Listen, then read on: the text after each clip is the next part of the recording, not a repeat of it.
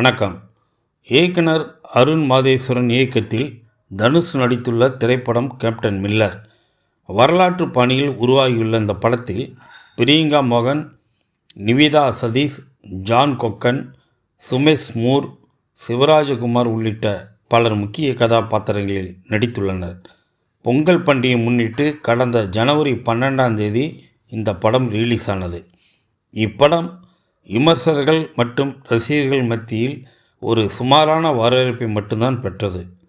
இருந்தாலும் தமிழகம், கேரளா, கர்நாடகா மற்றும் வெளிநாடுகளில் வசூல் ரீதியாக நல்ல வரவேற்பை பெற்று வருகிறது. இந்த நிலையில் இந்த படத்தின் கதையை நடிகரும் எழுத்தாளருமான வேல ராமமூர்த்தி எழுதிய பட்டத்து யானை நாவலின் கதையை திருடி எடுக்கப்பட்டு உள்ளதாக குற்றச்சாட்டை முன்வைத்துள்ளார் வேல ராமமூர்த்தி. குற்றப்பரம்பரை, குருவி ஆட்டம், அரியநாச்சி உள்ளிட்ட பல நாவலுக்காகவும் புகழ்பெற்றவர்.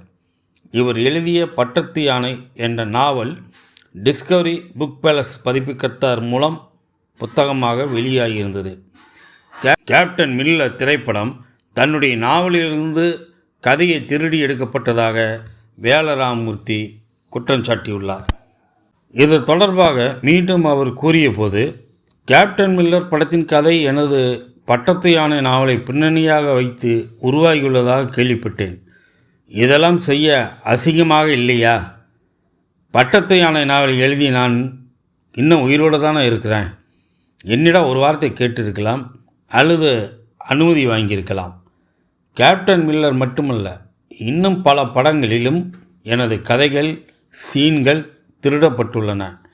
ராஜமௌலியின் RRR படத்தில் கூட எனது நாவலிலிருந்து சீன்கள் வைக்கப்பட்டுள்ளதாக வாசகர்கள் வேதனை தெரிவித்திருந்தனர்.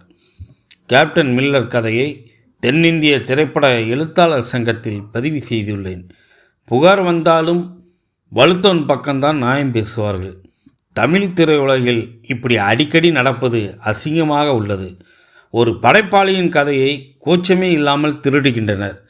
ஒரு படைப்பாளியாக இது எனக்கு மிகவும் வேதனை அளிக்கிறதென பிரபல எழுத்தாளரும் நடிகருமான வேல ராமமூர்த்தி கூறியுள்ளார்.